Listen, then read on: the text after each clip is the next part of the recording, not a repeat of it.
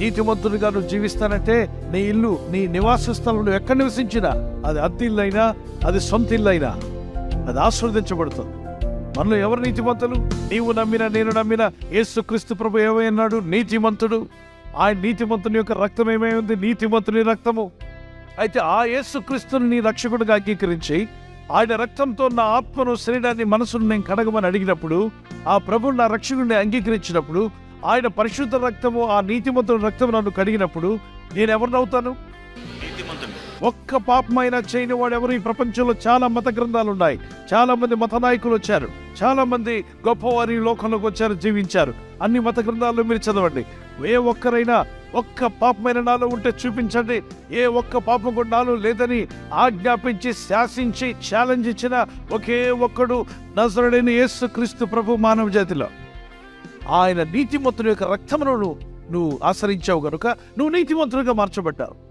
మొదటి యోహాను పత్రిక 1:9 మన పాపములను మనం ఒప్పుకునే ఎడల ఆయన నీతిమంతుడు, నమ్మదగిన వాడు కనుక సకల దుర్నీతి నుండి మనల్ని పవిత్రులుగా చేస్తాడట. యేసుక్రీస్తును బట్టి మీరు నీతిమంతులయ్యారు. ఇప్పుడు నీతిమంతుని నివాస స్థలం ఏం చేయబడుతుంది? భక్తిహీనుల ఇంటి మీదకి యెహోవా శాపం వచ్చును, నీతిమంతుల నివాస స్థలము ఆయన ఆశీర్వదించును. భక్తి లేకుండా తిరిగే వాళ్ళ ఇంటి మీదకి ఏమొస్తుంది? అందుకే భక్తి లేకుండా జీవించొద్దు, భక్తి లేని మాటలు మాట్లాడొద్దు, భక్తి లేని స్నేహితులతో సహవాసం చేయొద్దు. వాళ్ళ ఇంటి మీదకి వచ్చే శాపం నువ్వెందుకు పంచుకుంటావు? వాళ్ళకి భక్తి లేదా? దేవుడంటే భయం లేదా? వాళ్ళకి దూరంగా ఉండు. వాళ్ళు తెలివైన వాళ్ళు అయి ఉండొచ్చు, నీకంటే మంచి ఉద్యోగాలు చేస్తుండ్రు, కానీ భక్తి భయం లేని వాడితో నువ్వు ఉంటే ఏదో ఒక రోజు శాపం వారి ఇంటి మీదకి వస్తుంది. వాడితో ఉన్నందుకు నీవు కూడా పంచుకోవాల్సి ఉంటుంది. కనుక భక్తిహీనులతో సహవాసం కట్ చేసుకోండి. బాగున్నారంటే బాగున్నారు, అంతవరకే. భక్తిహీనుని మీదకి వెతుక్కుంటూ వస్తుందంట శాపం. భక్తులు యోబు యొక్క స్నేహితుల ద్వారా కూడా దేవుడు మంచి మాటలు పలికించాడు. 22-23 సర్వశక్తిని వైపు నీవు తిరిగిన ఎడల, నీ గుడారముల నుండి దుర్మార్గమును దూరముగా తొలగించుకొని ఎడల నీవు అభివృద్ధి పొందెదవు. హృదయము నీ ఆలోచనల్లో నుండి దుర్మార్గత, వ్యతిరేక తలంపులు, వ్యతిరేక ఆలోచనలు, నెగటివ్ తలంపులు, నెగటివ్ మాటలు, అత్తకి విరోధంగా కోడలు, కోడలికి విరోధంగా అత్త, భర్తకి విరోధంగా భార్య, భార్యకి విరోధంగా భర్త, అన్నదమ్ములకు విరోధంగా, అక్కజల్లికి విరోధంగా కక్ష, కోపం, ద్వేషం, అసూయ, ఇవన్నీ దుర్మార్గత కిందగా వస్తాయి. వీటిని మీ గుడారముల నుండి తీసివేయడానికి ప్రయత్నం చేయండి, నీ గుండెల్లో నుండి తీసివేయడానికి ప్రయత్నం చేయండి. నివాస స్థలం ఆస్వాదించబడ్డం అంటే ఏంటి? నీవు ఆస్వాదించబడ్డా, నీ భార్య ఆస్వాదించబడ్డా, నీ పిల్లలు ఆస్వాదించబడ్డా, నీ కుటుంబం ఆస్వాదించబడ్డా. నీ చేతుల కష్టార్జిత ఏదైతే కష్టపడుతున్నావో అది నీ ఇంట్లో నిలుస్తుంది. వ్యాపారం చేస్తున్నా, ఉద్యోగం చేస్తున్నా, నీ కష్టార్జితం రోడ్డు పాలు కాదు, అన్యుల పాలు కాదు. మోసగాళ్ళ చేతిలో పోకుండా దేవుడు కాపాడును గాక. దేవుని దృష్టికి యథార్థంగా బ్రతకడం ప్రారంభించారా, ఆయన మీ మీద శ్రద్ధ పెడతాడు. ఆయన శ్రద్ధతో మిమ్మల్ని చూశాడంటే మీకున్న అన్ని బంధకాలు తెగిపోయి మీరు వర్ధిల్లడం ప్రారంభిస్తారు. అంచెలంచెలుగా పైకి రాబోతున్నారు. అభివృద్ధిని ఇంటికి రాబోతుంది. దేవునికి స్తోత్రం కలుగును గాక.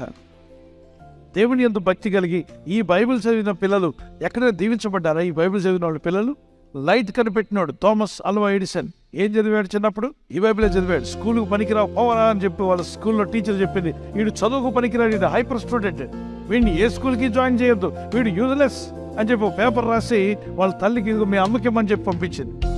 నువ్వు ఆ స్కూల్కి కాదు, చదువుకే పనికిరావని చెప్పి పంపించింది. అది చూసుకున్న తల్లి కదా బలబలా ఏడ్చింది. అమ్మ ఎందుకు టీచర్ నా మీద చెడు చెప్పింది అంటే, లేదు నాన్న నువ్వు చాలా జ్ఞానం అంట, టీచర్ కంటే నీకు తెలివి ఎక్కువ ఉందంట, బుద్ధి ఎక్కువ ఉందంట, జ్ఞానం ఎక్కువ ఉందంట. అవునా? నువ్వు అసలు స్కూల్కి వెళ్ళాల్సిన అవసరమే లేదంటరా. అవునా? అంత జ్ఞానం ఉందా నాకు? మరి ఎందుకు ఏడుస్తున్నావు అంటే, నీకు దేవుడు ఇంత జ్ఞానం ఇచ్చాడు, నేను ఏడుస్తున్నాను. ఇక నుండి మరి నాకు టీచర్ స్కూల్ ఏదంటే, స్కూలు యేసయ్య, టీచర్ యేసయ్య, నీకు టెక్స్ట్ బుక్ బైబిల్ అని చెప్పింది. రోజు చదువుతూ రాస్తున్నాడు. కొద్ది రోజులు అయిన తర్వాత ఏదో కనిపెట్టాలని ఆతృత పుట్టింది లోపల, ఆలోచనలు వచ్చేస్తున్నాయి, ఇది కనిపెట్టి అది కనిపెట్టాలి. అందుకే become a father of inventions. అంటే అనేకం కనిపెట్టిన వాటికి ఒక ఫాదర్గా, 1 కాదు 2 చాలా కనిపెట్టాడు. అందులో ఒకటి బల్బు. ప్రార్థించేళ్ళు ఎఫెసీ 6:18, మొదటి తెస్సలోనిక 5:17, మత్తయి 6:6, 7, లూకా సువార్త 11:9-11 వరకు, మరి మత్తయి సువార్త 21 నుండి 22 మార్క్స్ సువార్తలో కూడా 11:20-24 వరకు, మత్తయి సువార్త 18:20, లూకా సువార్త 19:1-6 వరకు దేవుని సన్నిధిలో ప్రార్థించండి, పరిశుద్ధాత్మలో ప్రార్థన చేయండి. మొదటి కొరింథీ పత్రిక 14:15 కూడా దేవుని ఆత్మ బలంగా కార్యం చేయాలంటే ప్రార్థించండి. ఆత్మలో ప్రార్థించే వరకు ఉండండి. మీ ఇల్లు ప్రార్థించేలుగా ఉండాలి. కొర్నేలి ప్రార్థించాడు, కుటుంబం అంతా కూడా కలిసి. ఒక తీర్మానం కలిగి ఉండండి. ఆ తీర్మానం యెహోషువ అంటాడు, నేను నా ఇంటి వారము యెహోవాని సేవిస్తాను. ఇప్పుడు ఒక తీర్మానం చేసుకుంటాను, ప్రభువా క్రమం తప్పకుండా నేను కూడా ప్రార్థించాలనుకుంటున్నాను. ఒకవేళ తప్పిపోతే క్షమించమని అడుగు. ఆయన నీకు డాడీని అడుగు, క్షమించు డాడీ, నేను ఫలానా విషయంలో ఫెయిల్ అయ్యాను, please I want more strength అడగండి. God will give it to you. దేవుడు మీకు ఇస్తాడు.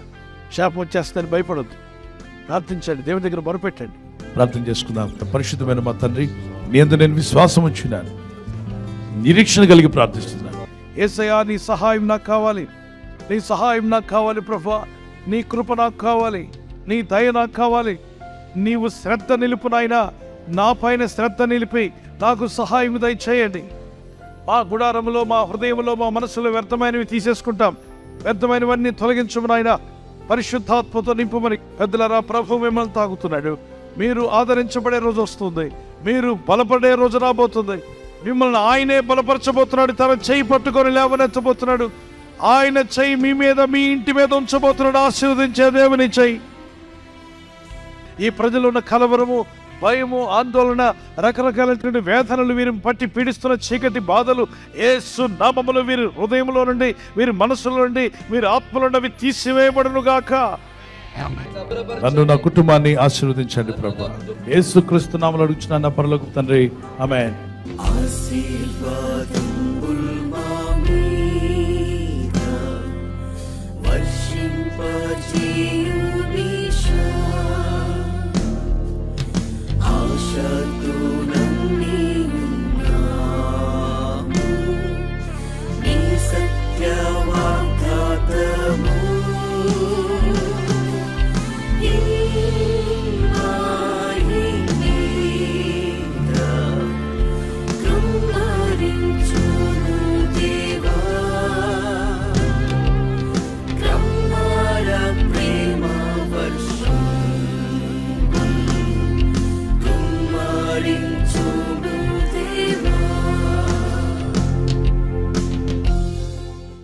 బర్త్డే జరుపుకునే వారికి happy birthday to you, many more returns of the day, God bless you.